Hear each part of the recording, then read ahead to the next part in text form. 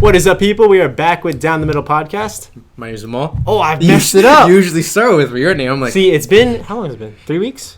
Yeah, like 3 weeks. And I forgot my own name. Yep. So I should have said, hi, my name's Ryan. that's why in elementary school they have you put your name on the top so you don't forget before you start the class. Oh, yeah, so you don't forget. My name is Ryan, yeah. And he's Nomal. So we're back. We were on vacation. We were just exploring the world. The world. Yeah. Get a worldly view. Yeah. For this podcast, specifically solely for the purpose of this podcast. I was down in Florida. It was awesome. Yeah. Loved it. I was down in Maine. Well, up in Maine. Yeah, up there. And I hit also New Hampshire and Rhode Island.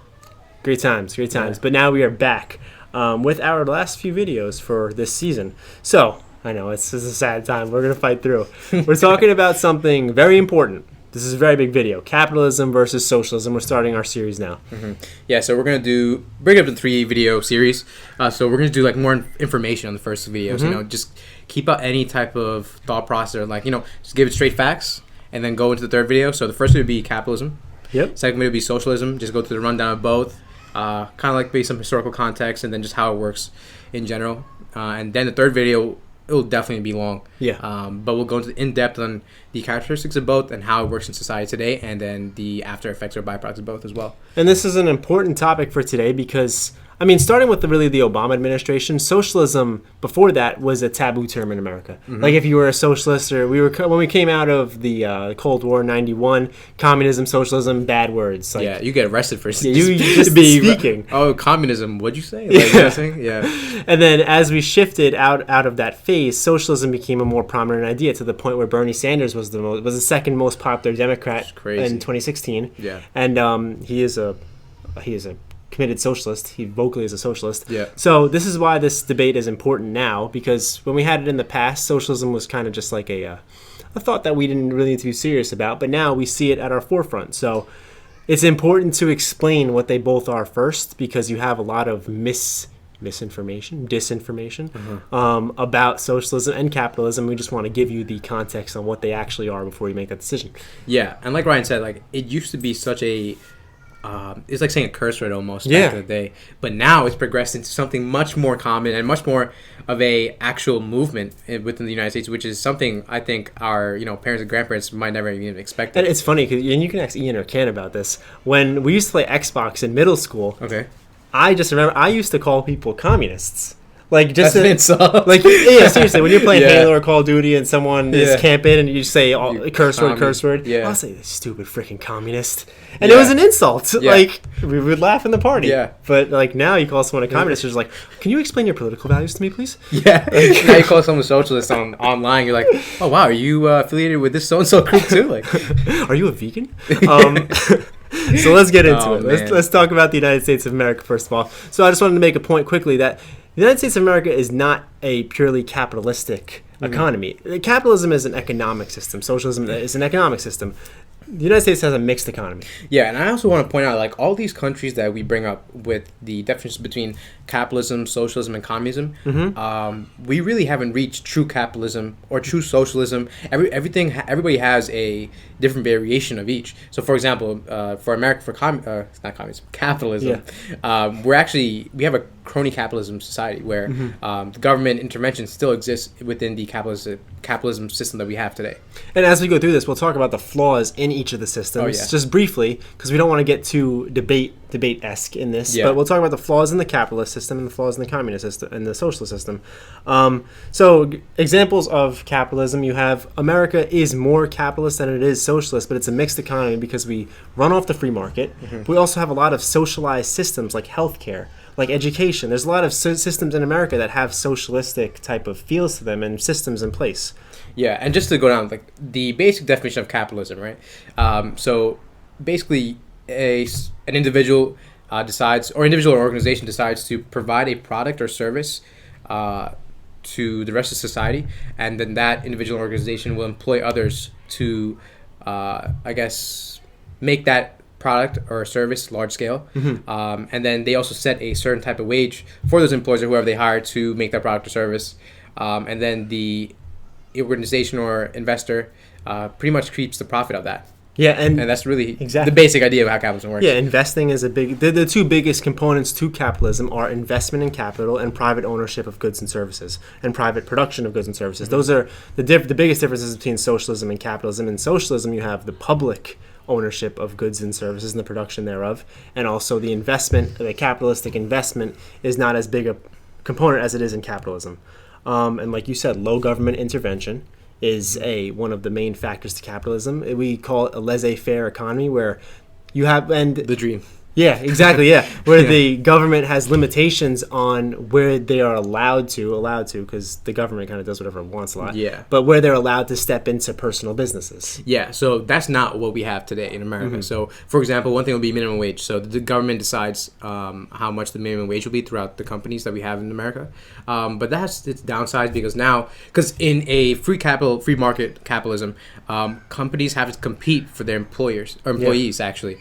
So if someone is undercutting a wage, for example, and don't take care of their employees, then they're less likely to work for that company and work for the company that has better working environments, better wages, et cetera. But having set a wage, or a minimum wage rather, makes that across the board easy for companies or makes them less competitive, so they don't have to be competitive or to hire employees at all. And that term competitiveness is I should have said there are three big components to capitalism. Competitiveness is the biggest. Oh yeah, absolutely. So competition between companies drives wages up, it drives prices down, and it controls the supply and demand curve. So basically, like Nomal said, when a company, the argument for minimum wage is that they say if you didn't have minimum wage, then everyone would just get paid dirt. Right? Yeah. But that's not true, though, because if you didn't have minimum wage... Nobody would be working. Yeah, no one would be working, because if a company was offering you $1, a business knows that $1 isn't a big expenditure, so they would be free to offer you $2, and then you could say $3, $4, and it drives itself up. And a study that I like to bring up a lot by Thomas Sowell, right? Yeah, absolutely. Yeah, Thomas Sowell, he talks about how in 1938, when there wasn't a minimum wage... we were coming out of the Depression and everything. Mm-hmm. Oh, no, there was a minimum wage, but because of the rapid inflation and the growth coming out of the Depression, it was basically... just ruled minuscule. Like, it was discarded of because of how much the economy had inflated naturally. Yeah. The minimum wage was like 15 cents per hour or something. Right. And it was just discarded of because everyone was making so much more than that. Yeah. You got a socialist in here. At that time, when there was no minimum wage effectively, African-American workers, young African-American workers, were employed more and made more than young white workers. Mm-hmm. So the big argument against capitalism is that it exploits low-wage income workers and minority groups. But when you had no minimum wage, those groups, the younger people in those groups, are doing better than white Americans. Yeah, and people fail to realize the repercussions of having that minimum wage. And then also, just to add on to that, there was a time, especially during the Industrial Revolution and like industrial capitalism especially, there were horrible working conditions, low wages, long work hours, et cetera, et cetera. So that did exist. But what is developing today is not necessarily what we're experiencing. Well, in America at least. And it still exists in countries like India where, for example, Nike outsources a lot of their production to India, China, et cetera, et cetera. Mm-hmm. So you could see that that's when the morality of things come along, because now you're not giving jobs to Americans, but you're also using or utilizing other countries for cheap labor and then have to have a higher profit margin. But also, at the same time, the elites, for example, like Jay-Z and all of them, Beyonce, don't want to talk about that and want to pretend that they're part of a socialism like idea. But ideology. The way they profit the most is through capitalism. Because I think capitalism, on its face, if you're going to look at it with a pessimistic mindset, it's seen as immoral. Mm-hmm. Because you have that difference, and you have that clear difference. Capitalism doesn't lie about that difference. It doesn't lie about the class structure. But you see how it's used by these big corporations because they know that you can outsource to different countries and get paid labor for cheaper and get your products for cheaper too. And just like you said, they don't like to talk about that. Yeah. And I just want to talk about a positive feedback loop and just like the basics of how capitalism will work or how we actually progress. So a big part was the 16th century because that's where the productivity of agriculture really grew. So food prices began to rise, which incentivized farmers to create or invest in agricultural innovations. So that would increase yields to obviously produce more crops. So that led to higher supply, obviously, which means lower demand, which also mean lower prices, right? Yeah. So now to make up for the lower prices, that also incentivized or more so motivated those farmers to also keep on investing into more innovations that would produce more yields. So now there's more food at lower prices. So that in turn leaves more money for society to invest in or to buy consumer goods. Yeah. So now that feedback loop turns into consumer goods loop, because now you buy more consumer goods. Now those companies rely on or try to look for more innovations or more investors to increase production and lower the wage. And now, as you keep on going, you see through different sectors within society that the prices of those consumer goods, it gradually decreased, and it also increased the quality of life for those individuals in society. Yeah, and it increases the amount of expendable money that those consumers have now, and now they're free to invest in what they want to, and as they invest, this is the positive feedback loop. As they invest, and other companies can grow, and the freedom of the capitalistic system is that you're free to invest in whatever you want. Right. It's when we talk about this 16th century, we go way back to the invention of capitalism. It's called mercantile capitalism, with the merchants who used to trade rugs and used to trade whatever they used to trade. I don't know, spiders. And like buy a rug, you get a free spider on the side. Yeah. And what they said is that this capitalistic ideology, it requires the individuals who participate in it to be competitive actors, accountable actors, responsible actors, and they call them actors. Actors are just people who partake. I'm surprised you have to even. Yeah, I know, because where's this play going on? But and the idea behind that, just like Nomal said, is that you have that burden, but you also have that freedom that you need to do your research. You need to see which innovation you want to invest in and kind of put your livelihood into it. And it's just basically the system is just people putting their livelihood into what they believe is going to increase the quality of their livelihood. So, because your livelihood, your work, is just represented in really monetary gain. Yeah. Your work, you can push something great forward, but when it comes down to it, when we talk about the economics of it, where you put your money it matters a lot. Yeah, and also tie that feedback loop that you brought up with now people have more money to just invest and make things for themselves. Now that even creates more companies and more ideas, and that also incentivizes those people to create better things for society, which is exactly what you want. For innovation and for progression for society. That's huge. If because you're less likely to invest in things if you have less money, right? Yeah. You're less likely to invest in your own ideas if you have less money and resources, right? So that's really the basic premise of it. And actually, that's what led to the industrial capitalism in the 19th century, because as there was more food, there were less and less farmers. So around like 1520, there were about 8% of the population of England.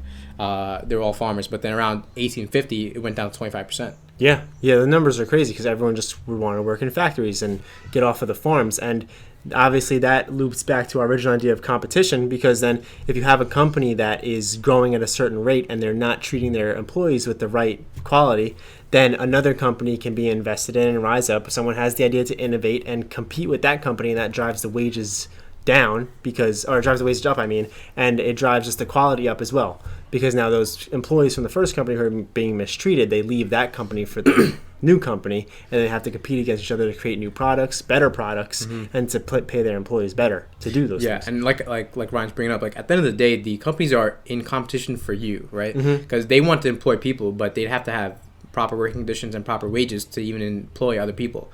And a lot of people like to complain I'm forced to stay at this job, and and the socialism is better and all that stuff. Yeah.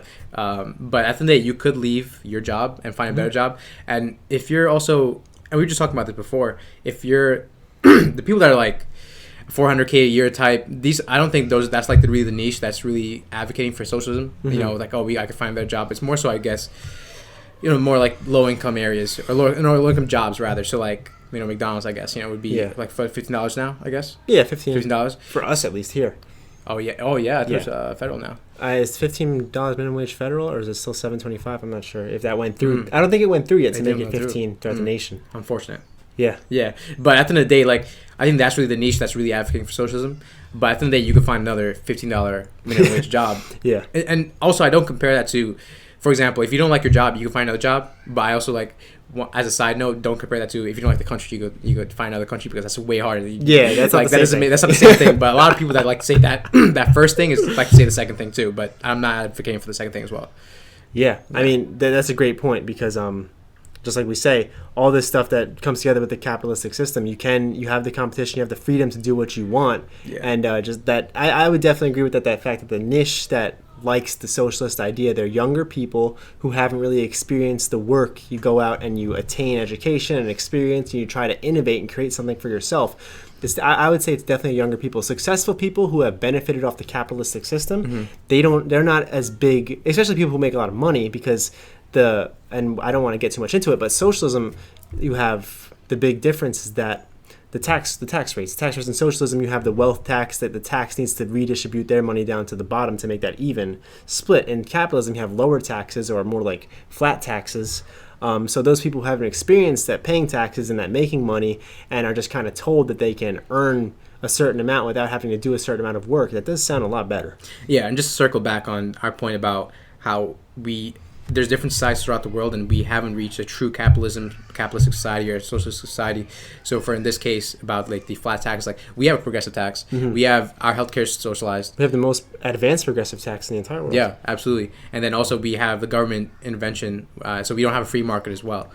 So there are many components to it about the pros and cons for the government intervention, but like we said, we are not truly capitalistic society, and the proper term would be crony capitalism, but it has. I don't like crony capitalism at all. It has a lot of downsides to it. So. No, it has some downsides, and we'll get into some of those downsides.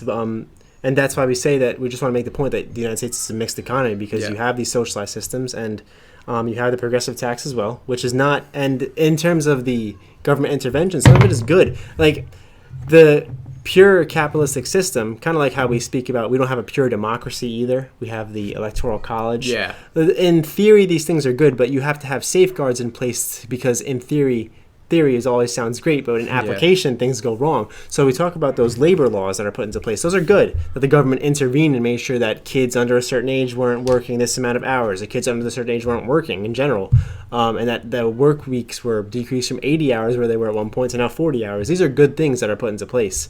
Where that government reaches its overstep is a line that has to be drawn, because we still want the market to be free. But in terms of just the safety of the people, there are good things that are put into place.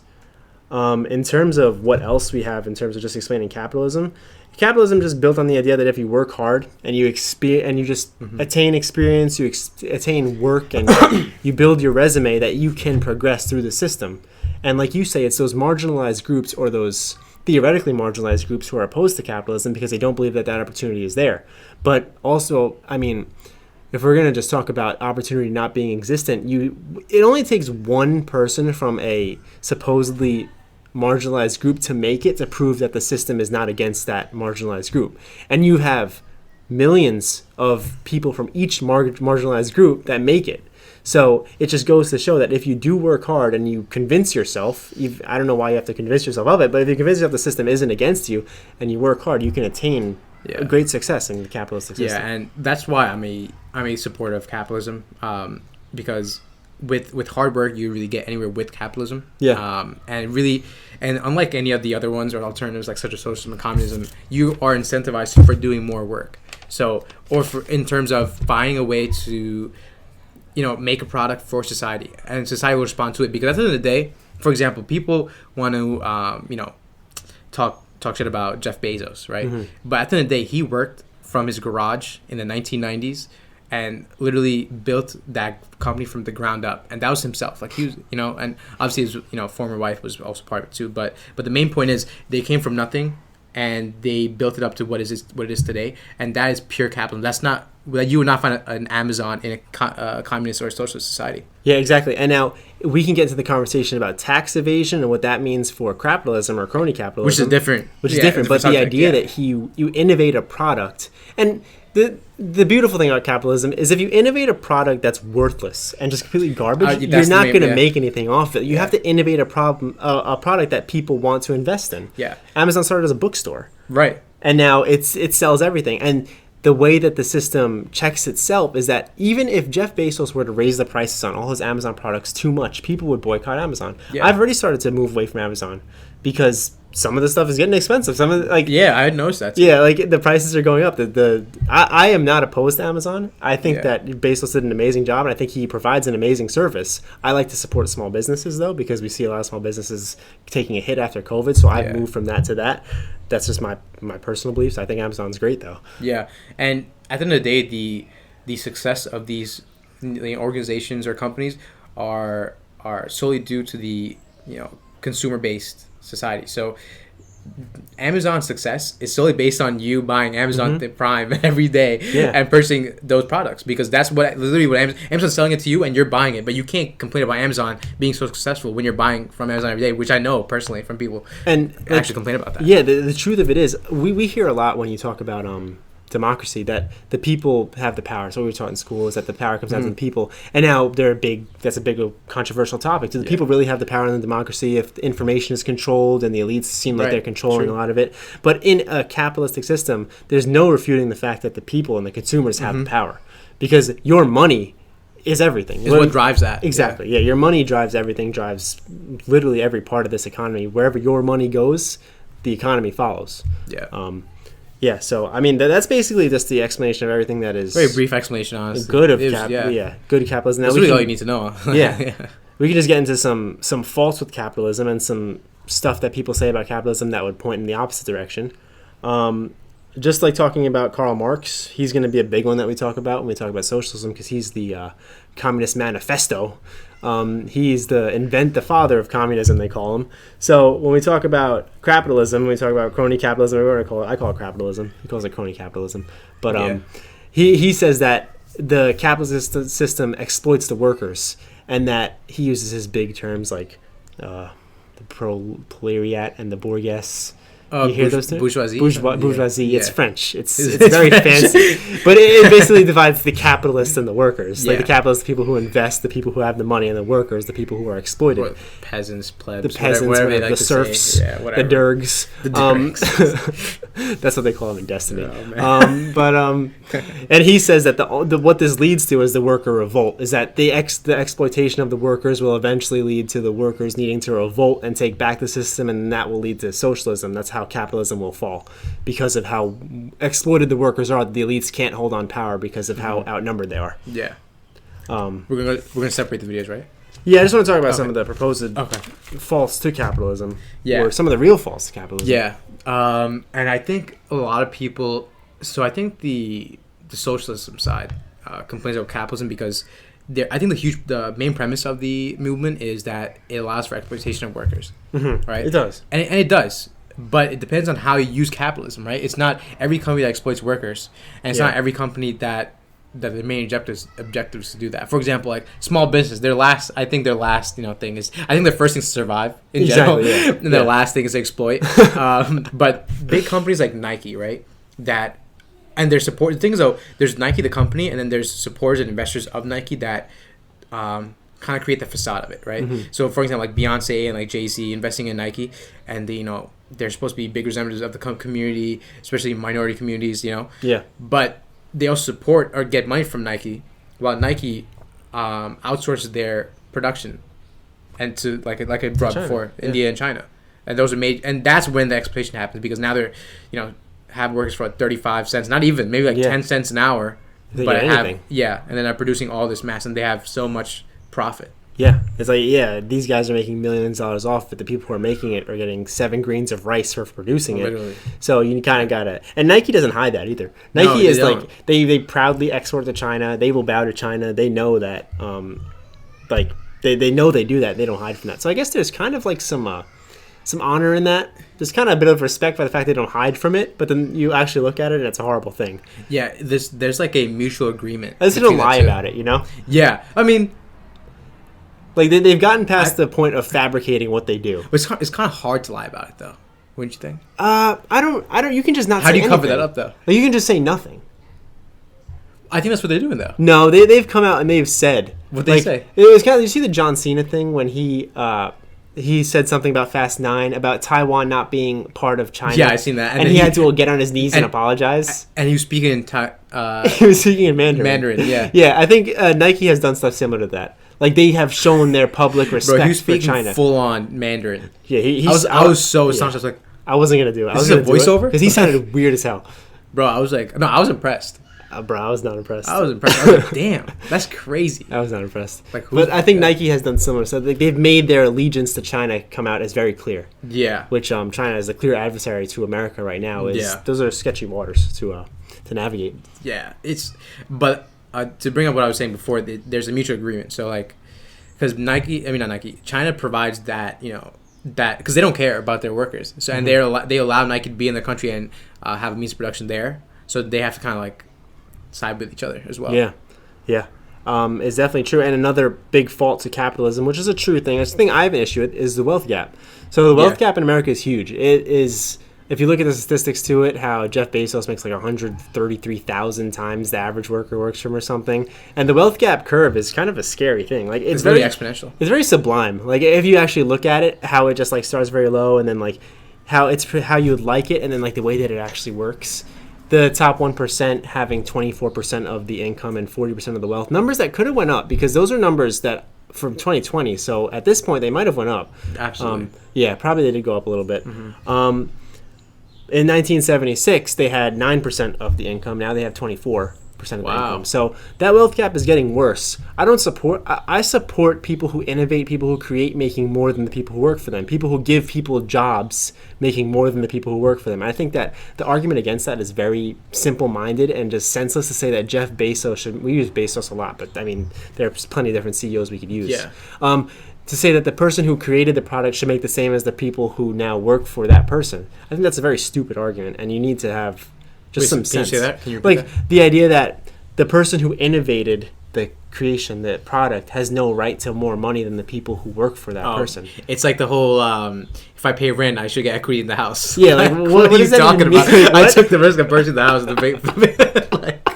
That's one of the stupidest arguments I've ever came across. That's just the wrong idea about risk. Because one thing we didn't talk about, we're talking about capitalism, we didn't mention risk, is that risk is a big part in capitalism. Yeah, we didn't mention that. Yeah, well, we kind of did because we said that investors need to be smart about what they do because every investment you make is a risk. Every innovation you make is a risk. So you need to assess risk, which is a big thing that we talk about. You don't assess risk when you purchase something. You don't assess because when you buy an apartment, you're not assessing the same risk as when you're investing money into the production of a product, which is not the same thing. So you're not earned anything more than what you're given at the very base level when you make that decision.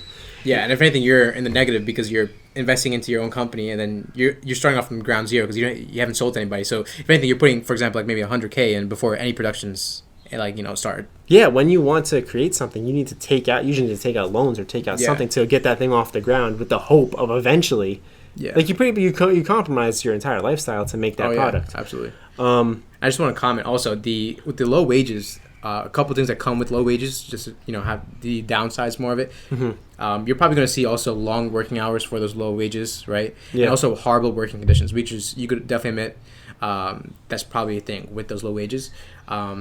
But I think we're seeing, just tied with your increasing wage gap, I think that really exists because of the outsourcing of our jobs. It has a big effect, because all the companies, kind of settle and have foundation in America, but the production, or at least for the larger companies, the production really is almost outsourced all the time. Mm-hmm. And that's obviously because of high profit margins and also produces those environments for exploitation to happen. Yeah, globalism is a big thing because who are the only companies who can afford to outsource? Because outsource is expensive. Yeah. Like outsourcing jobs and shipping the product back in and doing all that, it's an expensive thing. Small businesses can't afford to do that.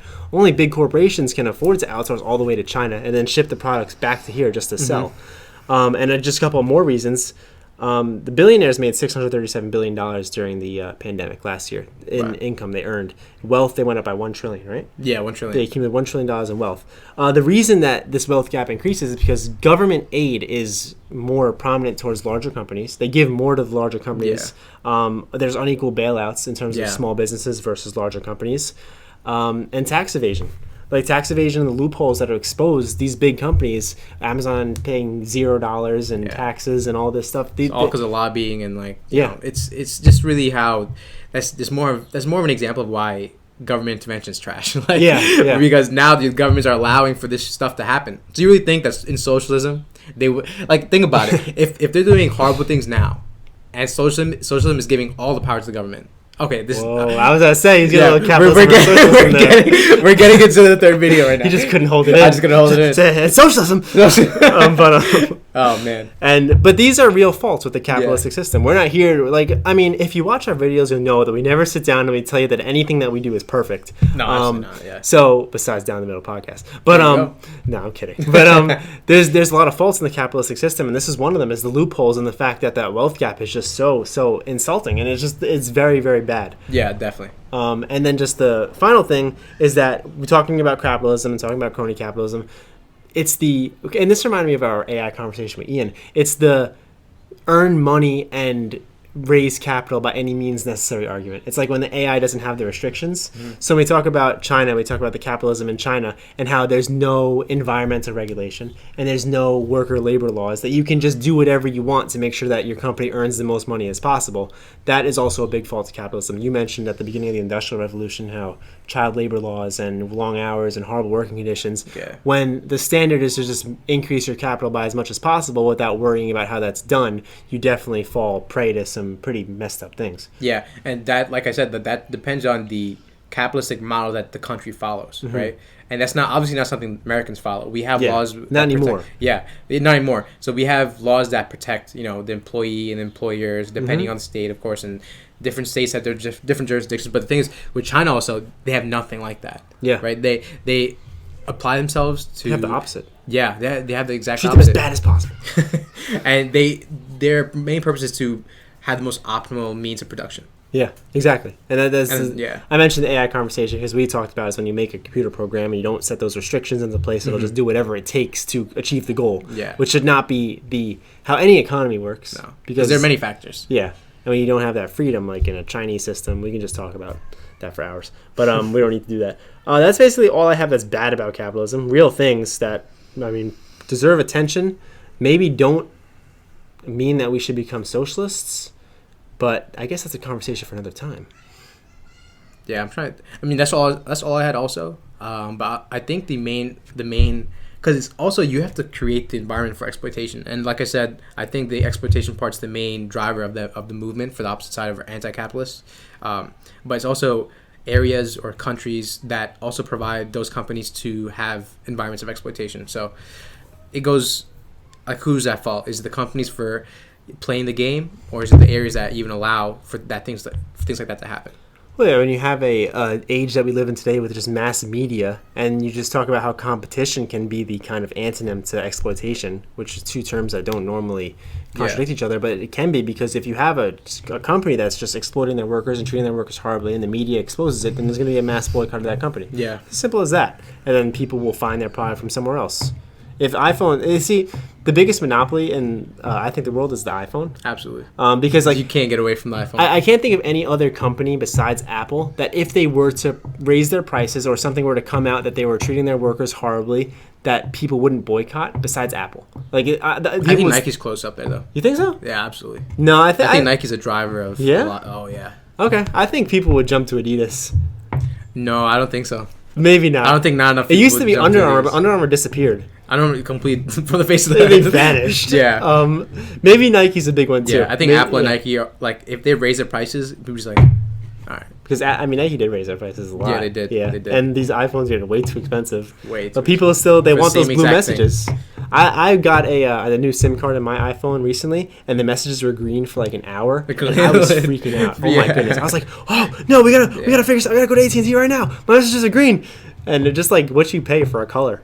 And I'm a conservative, and I pay for blue. It's crazy. But I do think like for everything there is a breaking point. Yeah. Like for example, like I don't know about you, but like I grew up playing Call of Duty. This is a weird example. I grew up playing Call of Duty, and I think there's a huge fan base for Call of Duty, mm-hmm. right? But throughout the years, Call of Duty has gotten so bad that now this new Call of Duty that's coming out, a lot of people are not buying it. Like this is the first time we've ever seen people not hyped for Call of Duty. Yeah, I don't even know when the next Halo's coming out. Yeah, well, I think it's this year. But the only reason I know that is because I was reading up on this Call of Duty thing. Because now everybody who's was hyped for Call of Duty throughout these past few years. Because Cold War was supposed to, like be a thing where like, okay, we're finally back. Last year, yeah. Oh, really? That's a cool topic. That's good. Yeah, but the game was okay. Like, it was whatever. But now people are going to Halo. And they're going to Halo? Yeah. A lot of Call of Duty people are going to Halo and Battlefield. I might have to start playing again. Yeah, Battlefield's a big one. Battlefield got bigger as Halo and Call of Duty. Remember, we were in middle school, 8th grade, Modern Warfare 3 versus Halo 3. No, MW2. When we were in middle school, it was Modern Warfare 2 and versus Black Halo Ops. 3. It was Black Ops. Yeah, and the Halo 3 was one. the big one that came out of Halo, and there's the battles between Modern Warfare 2 and Halo 3, both amazing games. Yeah, amazing games. Crazy. Modern Warfare 2 and Black Ops 1 were goated. And Black Ops 2, I'd say. That's like, oh, you play Call of Duty? Yeah, you play Halo? Yeah, a little bit. Oh, cool. Yeah. All right. Then you have automatic beef. Yeah. It used to be just, oh, I hate you. Yeah. You call me. I'm not laughing at your jokes in class. But yeah. But now, exactly like you say. Yeah. Maybe there is a breaking point. Where that breaking point is, it got so bad. Yeah.